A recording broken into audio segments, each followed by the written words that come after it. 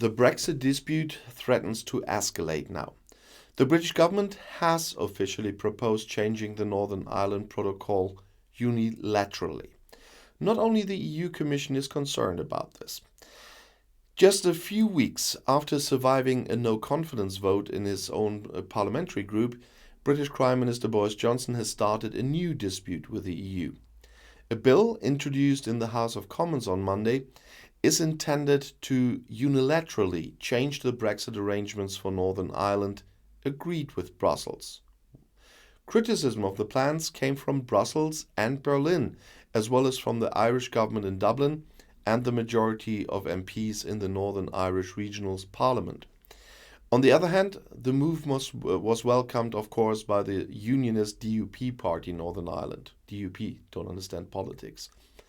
The law is necessary to ensure stability and peace in the former troubled region, said British Foreign Secretary Liz Truss. We remain open to talks with the EU, she said.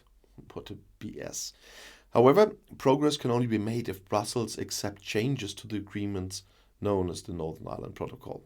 It was signed and negotiated by Johnson's government. London is threatening to stop the goods checks agreed in the protocol to protect the EU internal market and to replace them with a voluntary regulation. In addition, the role of the European Court of Justice is to be drastically restricted. London also wants a free hand when it comes to VAT regulations. According to a large number of experts, this would be a clear breach of international law. However, the government in London denies this. Well, they deny that the sky is blue, so. EU Vice President Maroš Šefčovič made it clear that renegotiating the Northern Ireland Protocol is out of the question. It would just mean more legal uncertainty for people and businesses in Northern Ireland. That's what Šefčovič said on Monday evening in Brussels. The EU Commission will now consider resuming the legal proceedings against London that had been started for previous violations but were then put on hold. The initiation of further infringement procedures that could protect the European internal market will also be examined. German Chancellor Olaf Scholz threatened the British government with far-reaching measures because of the planned breach. It is a very regrettable decision and there's no reason for it, said Scholz on Monday evening in Berlin. The EU will react very uniformly, and they have their entire toolbox at their disposal, added the Chancellor with a view to possible consequences without giving any details. As the situation escalates, the risk of a trade war between the EU and the UK is growing. German Federal Foreign Minister Annalena Baerbock accused the British government of unilaterally breaking agreements. And for transparent own motives, wrote the Green politician on Twitter. The EU will respond to the breach of trust as one.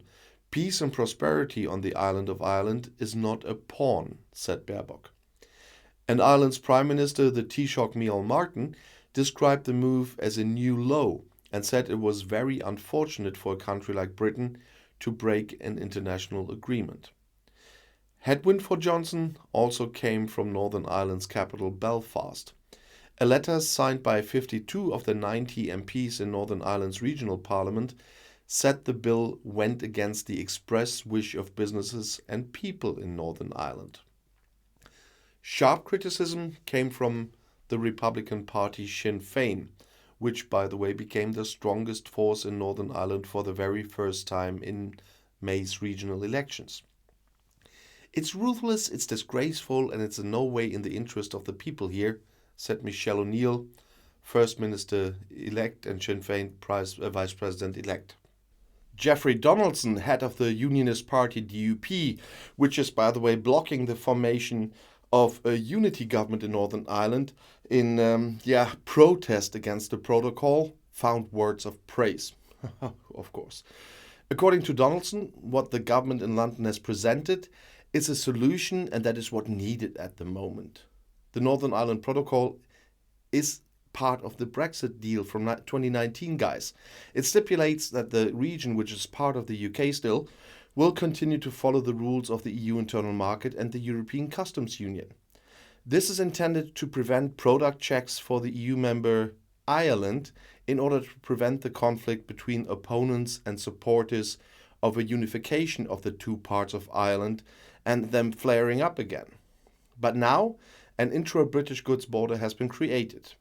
British Prime Minister Boris Johnson pushed through the agreement against the will of the DUP during the 2019 election campaign and celebrated it as a major breakthrough.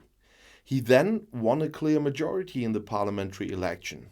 In the meantime, however, he has gotten into trouble because of the affair about lockdown parties at the seat of government.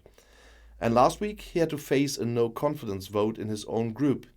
He was able to assert himself, but is considered politically counted. According to British commentators, he wants to secure the support of Brexit hardliners in his group with this step. But he would sell his own grandmother or his own children to get what he wants to stay in power. It's unbelievable that he endangers the lives of thousands of people in Northern Ireland once again. Why is he still Prime Minister? I'll see you in my next video. Bis gleich.